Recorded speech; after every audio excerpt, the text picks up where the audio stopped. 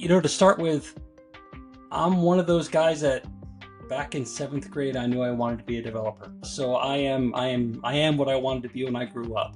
And as it turns out, I started coding, and then got into selling software, got into selling services around it, delivering services, and then had the opportunity with some great friends of mine, Randall Ward and Matt Galvin, the co-founders of AppFire, were just starting to build a product practice, and they asked me to help them found their product practice. So that's how I pivoted into product, from kind of doing everything but product around software development and delivery and so forth. And so I came to AppFire and helped found the product practice. Welcome back to the show. This is Thrivecast, I think episode 68 or 69.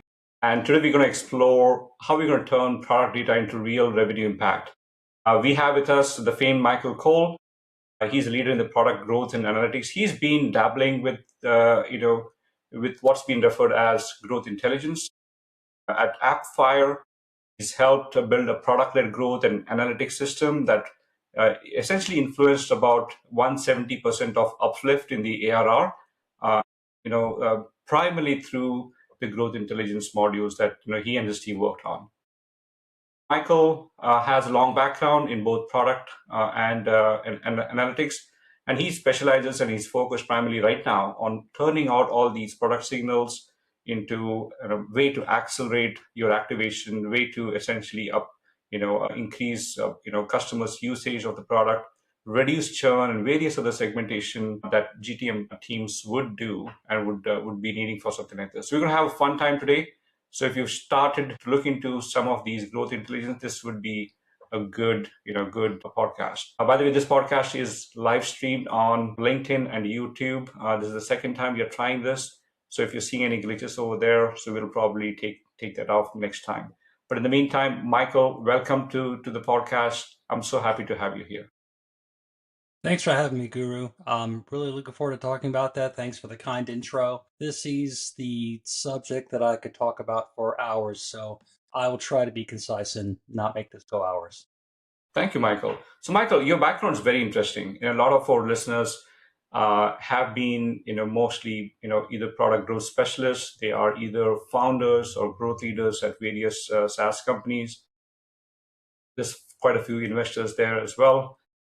Could you maybe explain a little bit of, your background? How did you go from someone in the product space to an analytics to now spanning across the board into growth intelligence? Maybe touch upon, your, you have an interesting background. You started off with Atlassian and various other things, over there, and then you've now spanned, very horizontal, very broad approach towards growth intelligence. So I think the listeners would love that back. Yeah, sure. So, to start with, I'm one of those guys that back in seventh grade, I knew I wanted to be a developer. So I am what I wanted to be when I grew up. And as it turns out, I started coding, and then got into selling software, got into selling services around it, delivering services, and then had the opportunity with some great friends of mine, Randall Ward and Matt Galvin, who are the co-founders of AppFire, were just starting to build a product practice, and they asked me to help them found their product practice. So that's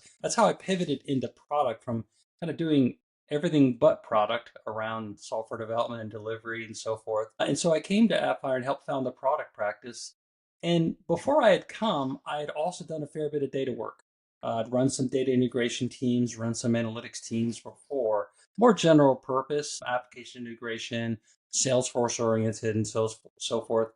So when I was at AppFire and doing product work and having a lot of fun and actually working on a couple of their top analytics products that they sell for embedding in the Atlassian suite, um, it came to time to really get serious about product-led growth, really get serious about growth approaches. And we started building out a growth team, and we knew we needed to build out a real solid analytics practice. So I got to take all that experience I described into the data experience and got a great opportunity to build out a product analytics team. And the funny thing is, AppFire had analytics.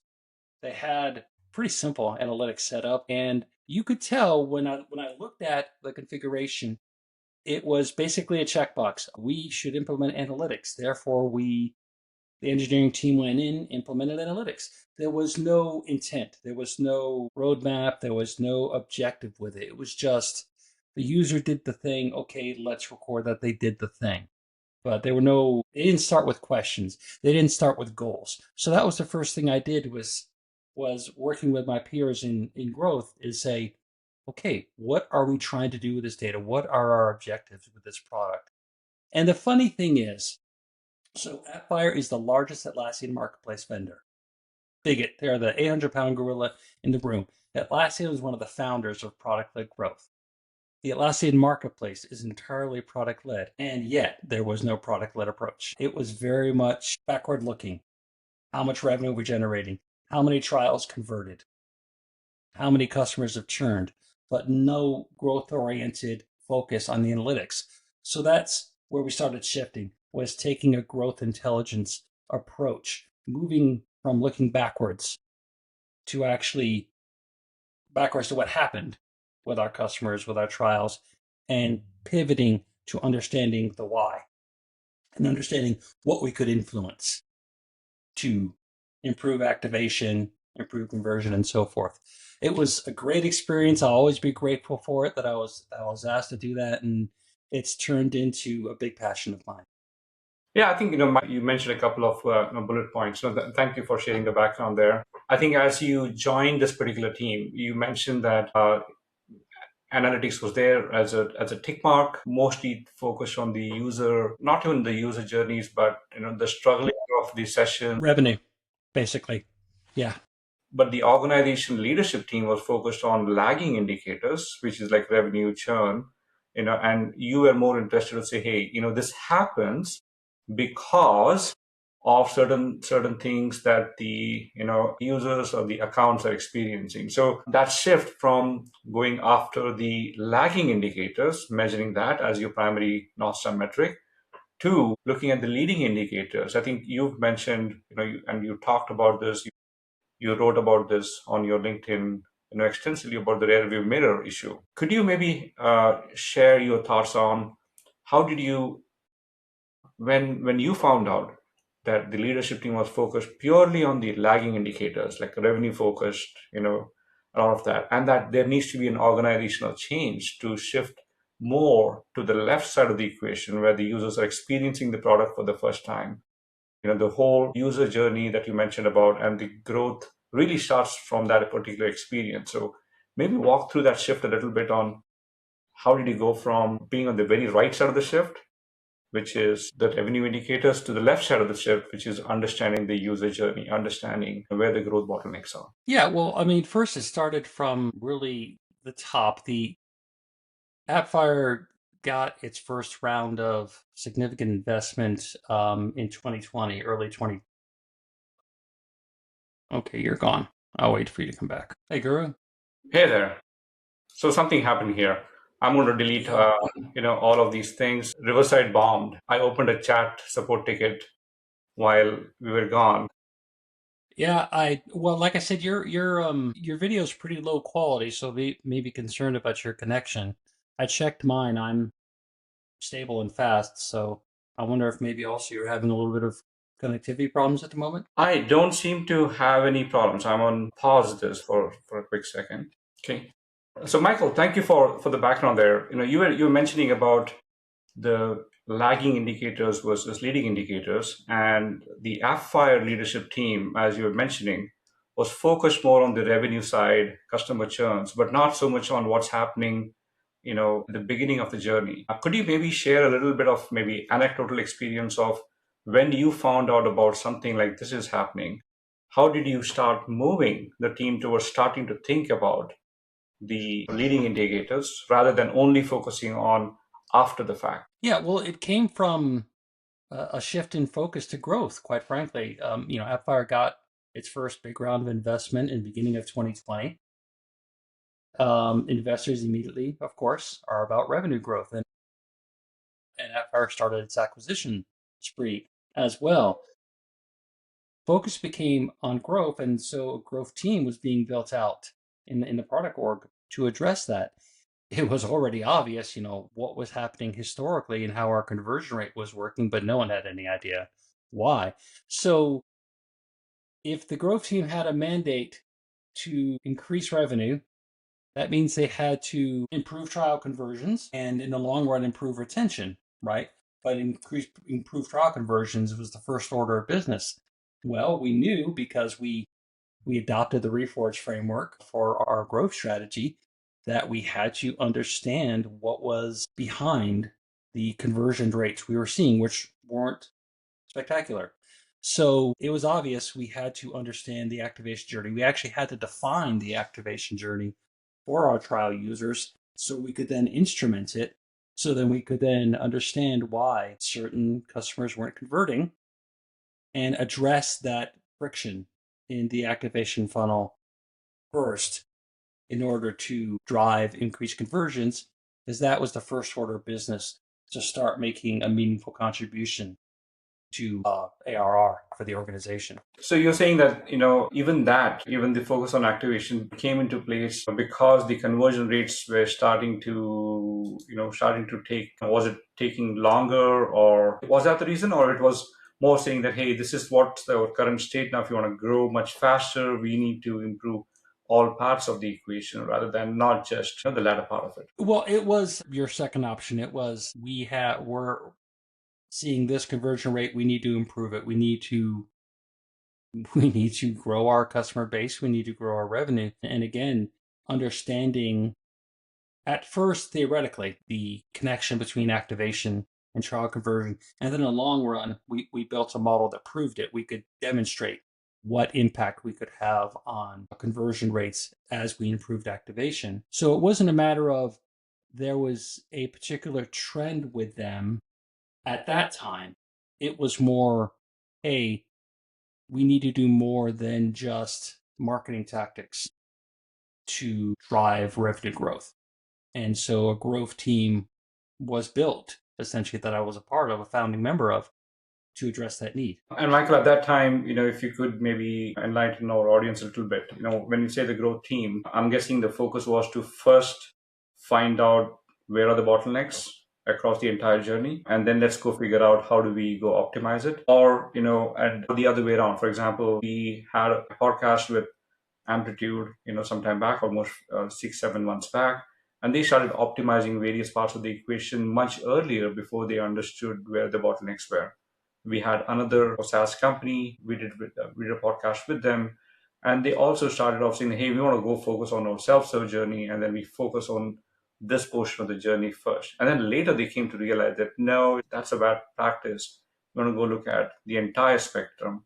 So in your case, how was it? You started looking at, the visibility portions of it, or you started acting right away? Well, first we had to solve for visibility. We knew what our first questions were, which is what is impeding our trial customers from successfully realizing the value proposition of our products and wanting to incorporate that into their daily work life, converting, right? We just did not know, besides the occasional anecdotal evidence, the occasional conversation, we did not know, and we certainly didn't know at scale. So we first had to, and keep in mind, by the way, AppFire was constantly acquiring new apps. At the peak, there were about 150 apps in the portfolio. So, and we were going to concentrate on 40 plus apps in the end, focus on those, highest revenue potential apps. So we had to have a scalable, repeatable methodology for answering that question. Where was the difficulty our users were having in seeing the value prop? So the first order of business was, okay, how do we do that? Well, we're gonna settle on an activation journey map framework, and then we are going to, in a standard way, for every app that we focus our growth strategy on, we're going to develop that activation journey map. That's going to inform our instrumentation of the product, and every product was instrumented the same way. They all had a sign up moment instrumented, a setup moment, an aha moment, a habit moment, very consistently, so that we could take this playbook, this growth playbook, we were developing it, and apply it to each app as we focused on them. And I say it wasn't necessarily sequential because we had, in the end, we had 10 growth PMs that we were working with. It was 10. Sounds right. We had a lot of growth PMs, so we were, in parallel working on a lot of apps. But that meant we had to have a playbook. We had to have a process that was standardized the way we could attack it. So yeah, the first order of business was what is going on? What is the impediment?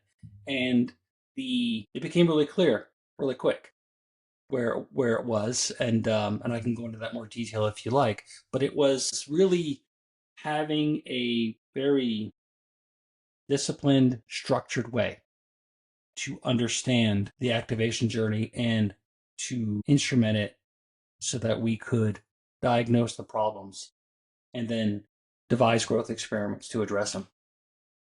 Yeah, that's beautiful. I think that's very rare. It's very contrarian.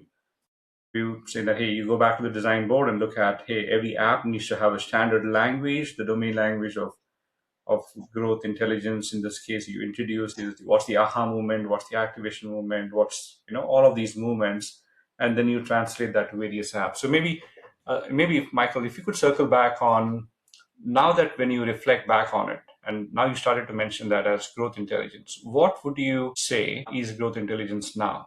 Right? When in AppFire, when you're doing this, you probably did not call it that. You call it as analytics or something at that time, right? Now you're starting to think about it, a lot more broadly, not just on the product side, but on the revenue side and things like that. So, could you maybe describe in your words on what do you now mean? What's a growth intelligence? Well, first, growth intelligence is looking forward versus the rear view mirror looking at revenue and conversions. Growth intelligence is the term we used was actionable intelligence internally. It was information we could take action on literally in the moment, whether that was team members in the go-to-market team or whether that was automation, something else. It was right there in front of us, so we could take action to influence those backward-looking, those rear mirror-looking metrics.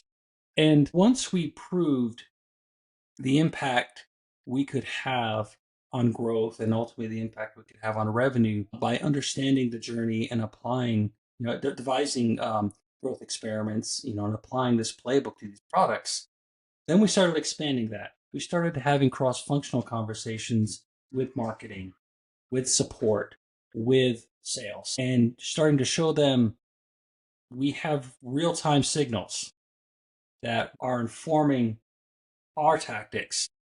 But let's talk about how they could inform, for example, your marketing email campaigns with these trial users.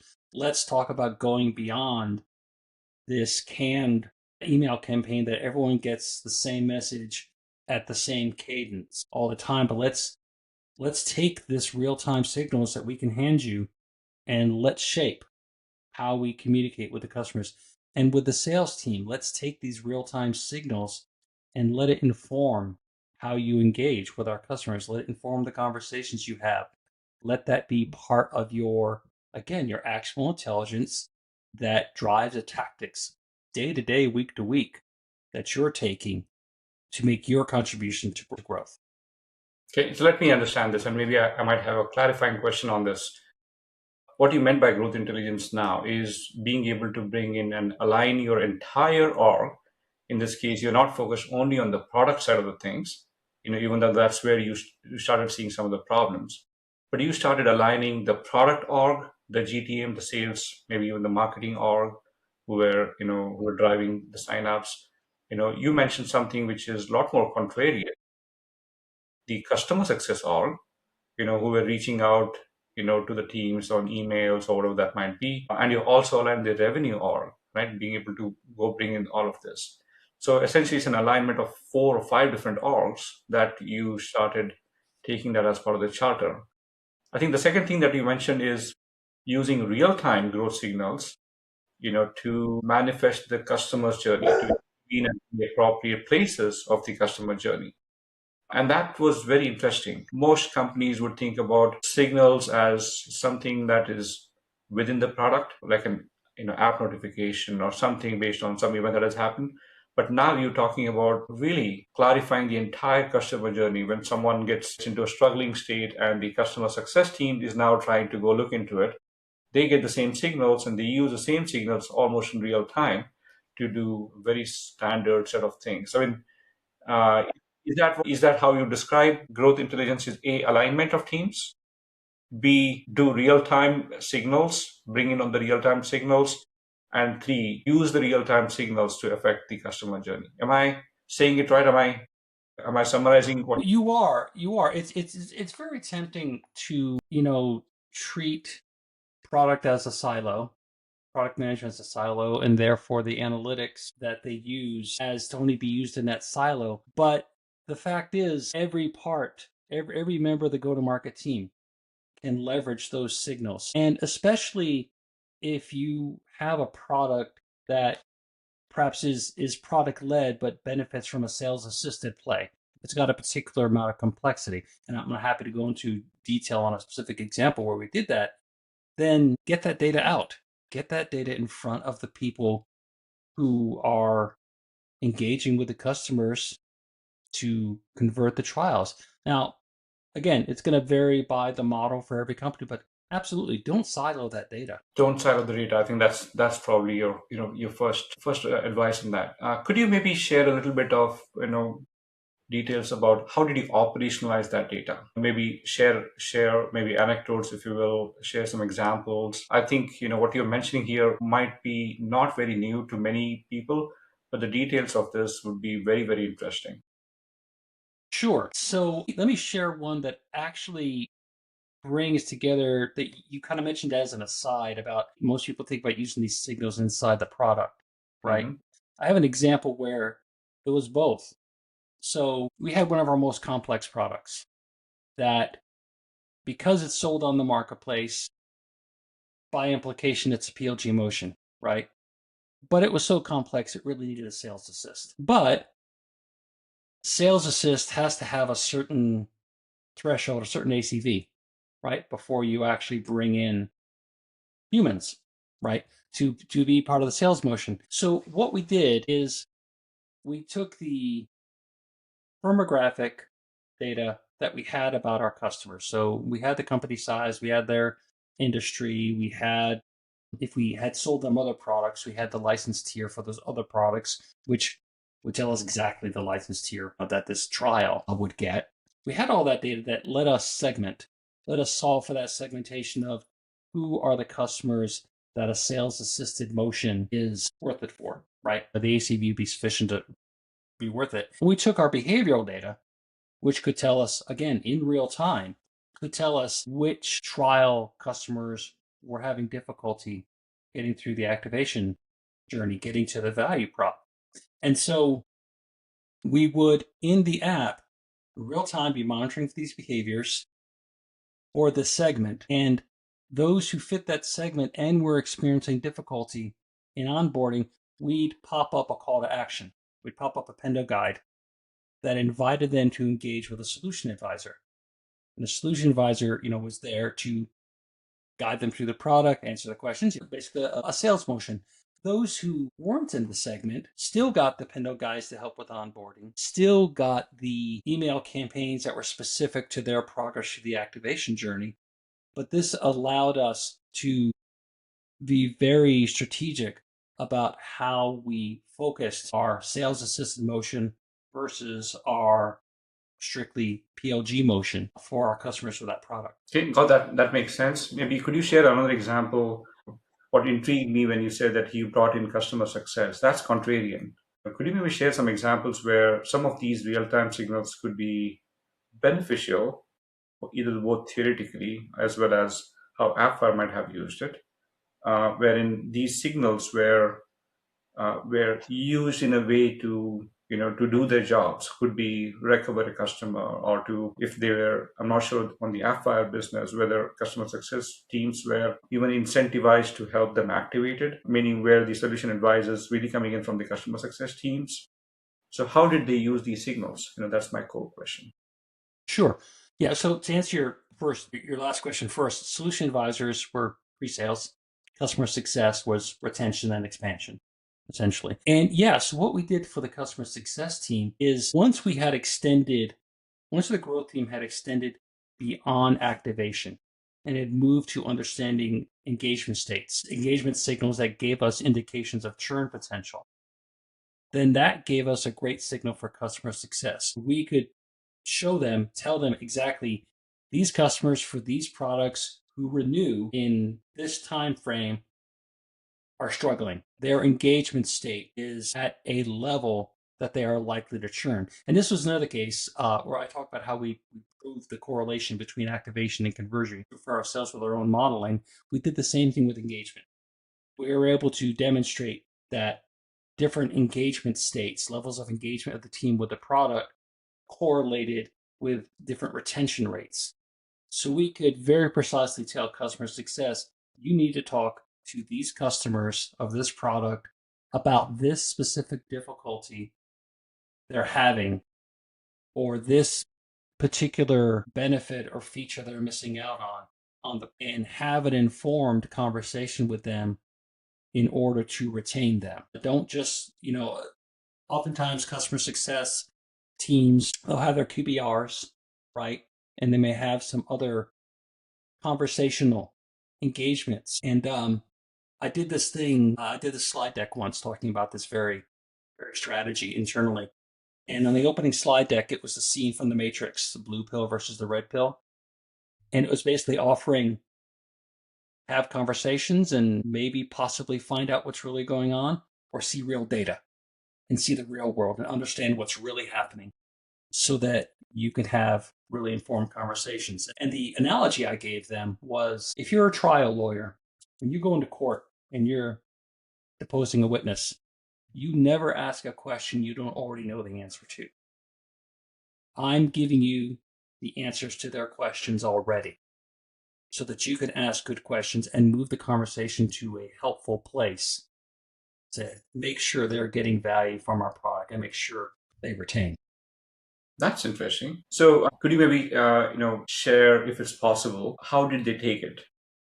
How did the customer success team, who may not have been used to given real-time signals like this and being told that, hey, there are maybe 10 customers, that you should go work on right now, otherwise there's a risk. How did they take it? Well, so I shared the strategy both with our customer success team and with our channel partners from an account management perspective. They didn't necessarily have customer success, but they were managing their existing accounts where they had resold our software to. And the reception varied. At one presentation, I had one of the members exclaim it was Christmas. I just given them this wonderful gift that was gonna help them make more money, basically. And others, the response was, well, that's interesting. And then it ended there. Yeah. So, there was definitely opportunity for improving the vision setting or, doing more education. But the more data informed teams had more success. Those who are hungry for those insights and wanted to learn how to, learn new and better ways to help make their customers succeed. Those are the ones who are receptive. Those who just liked having occasional phone calls and sending emails, maybe not so much. Yeah, so I have a subsequent question to that one. So I think, teams might react differently. I think you probably saw the two ends of the spectrum. It's interesting and do nothing about it. And then, hey, tell me more. And then, so should we spend a little more time on, hey, tell me more. This is something I could use. Could you dive a little more deeper into how, this is where I'm trying to understand, how did you use these signals and turn them into revenue conversations? Because I think you mentioned at the very beginning of the podcast that the leadership was very revenue focused at the very outset. So very likely that the same DNA might have percolated down to various teams. Could be sales teams, again, revenue focused, product team may or may not be, customer success teams, maybe. So how did you take these conversations about these growth signals and turn them, associate that these are the real signals of the hundreds of signals we'll give you. These are the signals which will actually translate directly into revenue. So any thoughts, any indications that you heard from that? Yeah, well, let me talk about the percolation of motivation. Then I'll talk to you very specifically how we did that. It's an organizational reality. that even if leadership gets it and leadership says, yes, this is the direction we need to go, it doesn't mean everybody on their team or in the, subordinate teams are going to get the message and engage.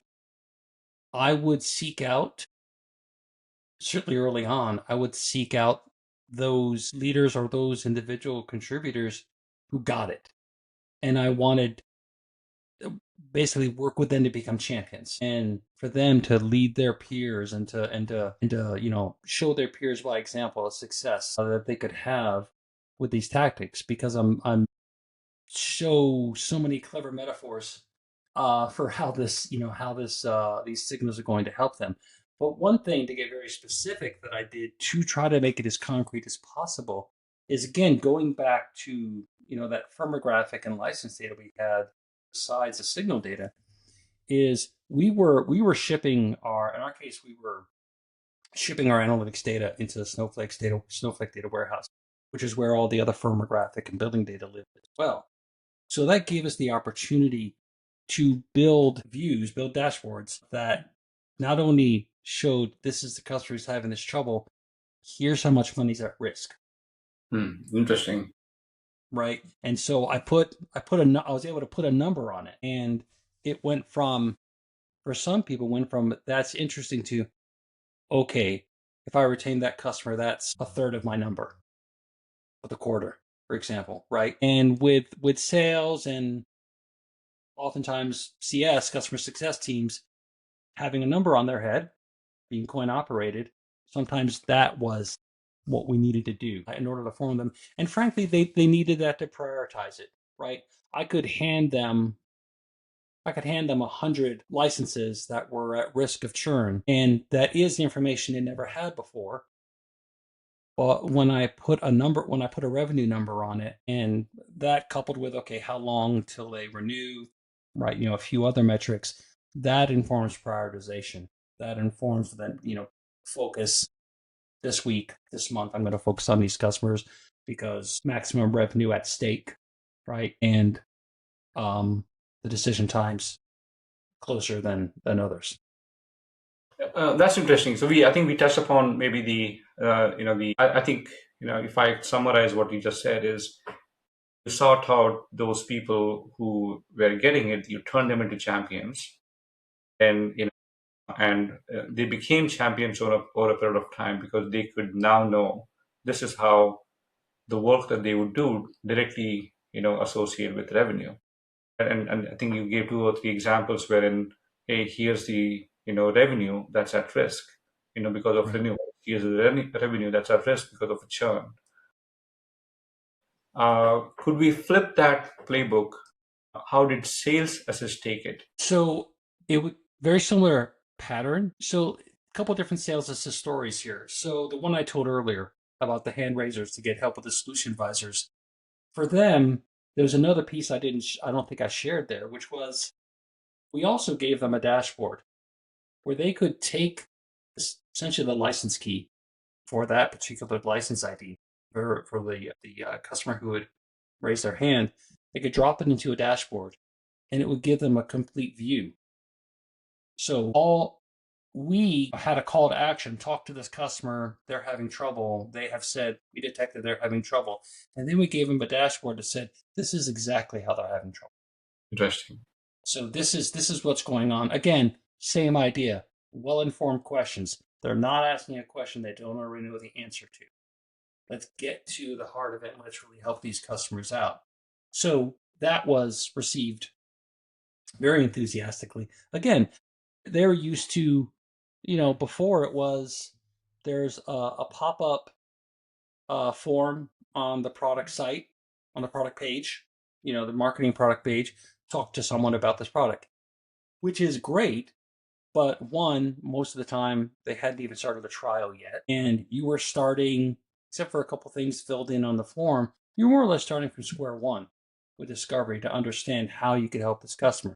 Whereas we were giving them, again, actionable intelligence, how they could take. So that was a revelation for them. And then the other side of the sales assistant is one other thing we did was, again, because AppFire is such a large app portfolio, very common for customers to have more than one product, or you're looking at other of our apps having already bought one.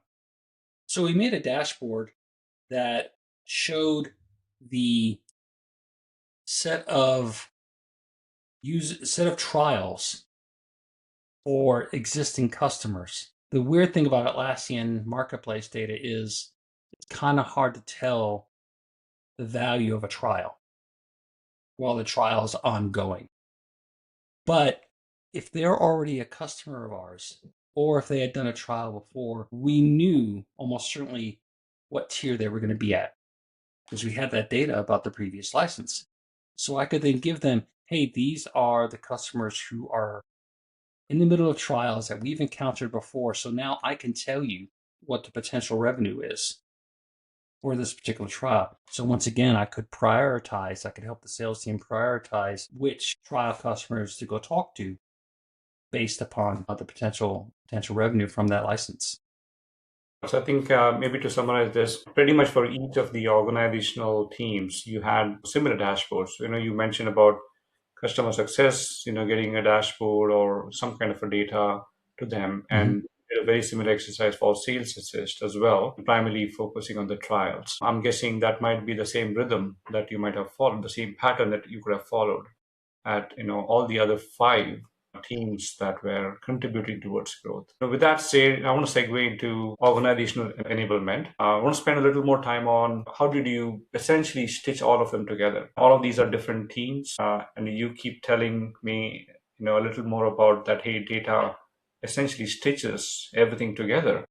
But in your case, how did you bring all of them together on the same page? Was dashboards the only view? And what was your role in enabling, when I say your role, your team's role in enabling that these dashboards, which go after different leaders within the organization, they are trued up to the business value that they were looking for? Yeah, so one, yes, dashboards, but only dashboards because at the time that was the fastest way to get the data in front of those team members.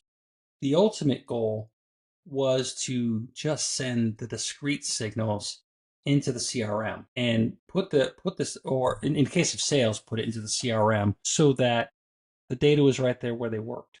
It was part of their workflow. I really didn't want sales team members having to swivel between screens, right? And understand it. But I wasn't going to make the perfect enemy of the good. The first order of business was educating them on what was available, getting the data in front of them, because in any organization that's built out their tool set or infrastructure a bit, there's going to take some time.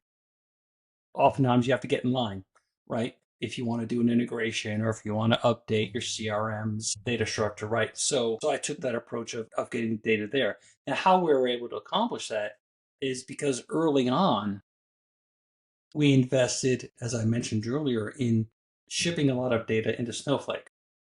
So we had various platforms that were collecting these signals. We got them all into Snowflake because we wanted to hold them together with the firmographic data and other data that we had. And so what that then allowed us to do, for example, for marketing, is the behavioral data, the firmographic data, the account data could all inform audience definition. So we could have a customer data platform that defined an audience based on all of those signals, all of that data, and signals from marketing that I haven't even discussed yet, right? Bring all those signals together to define an audience. And that's how we did those, I talked about the email campaigns that were specific to each individual trial's experience, how far along they were on the trial. They got specific targeted messaging, not just direct messaging. Well, we could do that because we were shipping all these behavioral signals into a place where we could put a CDP in front of it and define those audiences. So it's pretty revealing on this plan. Michael, if I had met you almost 2 years back, you'd have been a best test case for us. But alas, we didn't meet at that time. In the interest that's why I'm such a fan of ThriveStack, because like I told you the first time you showed it to me, hell, I've been trying to wire this up myself. Sure, and that's exactly why we think we're gonna grow much faster there. So, Michael, maybe let me boil this down to: you went through this journey at one company, AppFire. and now you're advising various of the customers on how to enable growth intelligence and how, and benefit the larger organization rather than just the product or the marketing, or a very siloed approach out there. What would be maybe some one or two practical advices to either practitioners or SaaS founders that you would tell them that, hey, these are the two things, think about these as maybe the core playbook that you should have, in your arsenals. This is what you should be doing at the stage that you are in. Well, I kind of one thing I'll go back to kind of like the fundamentals in the early part of our conversation. It is tempting to, when we're talking about instrumentation, it's very tempting to instrument everything. In fact, there are tools out there that say, drop this JavaScript, and 10 minutes later, you've got analytics. You do, but they're very noisy analytics for products, for apps. And, we weren't instrumenting, a marketing page, right? We were instrumenting apps that people were doing real work in. So just like I described, be very deliberate about what you're instrumenting. Have a question that you want to answer, and then decide what is the minimum amount of data you've got to collect to answer that question. My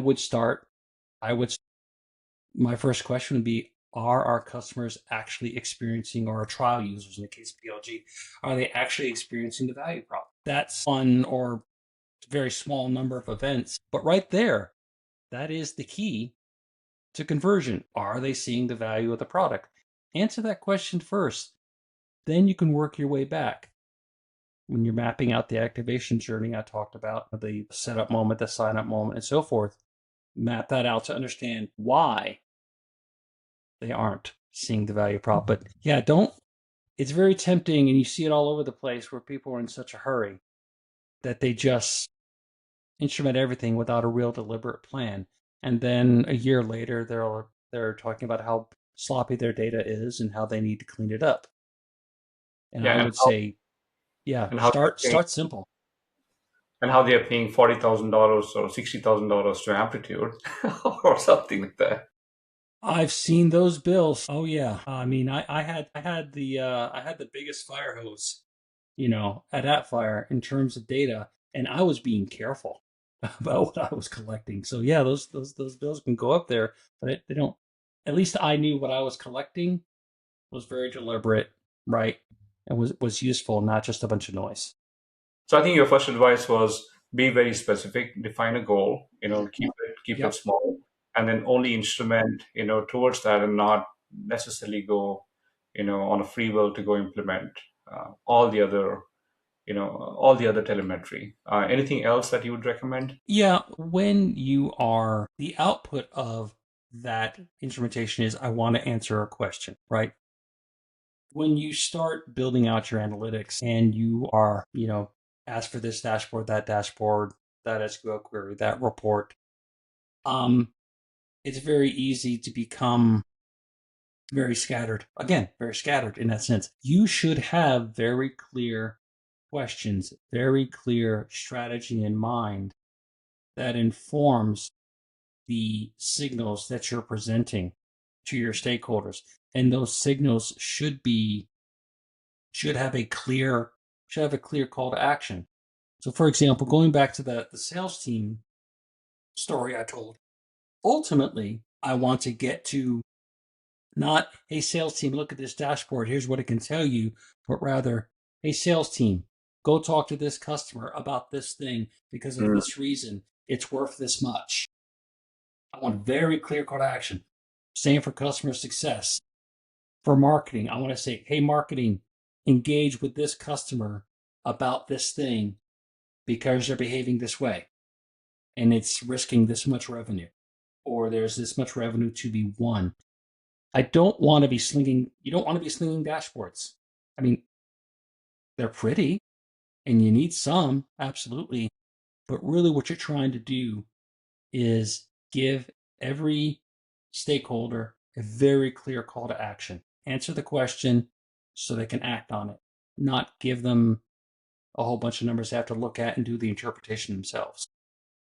Yeah, I think those are two wonderful advices. If I can summarize, start small, but don't try to boil the ocean. I think that's what you meant by, and then The second one was be very specific to your stakeholders, which is don't again give them a whole bunch of load of data. Ask them, hey, here's 10 things that you should do, or 2 things to do, so that you can recover your customer or activate them faster. Michael, thank you so much. This has been a wonderful conversation. I think probably you and I, we can go on and on about this, but unfortunately, we want to keep the podcast a lot more smaller. So again, appreciate the time. Thank you so much. Okay. Thank you.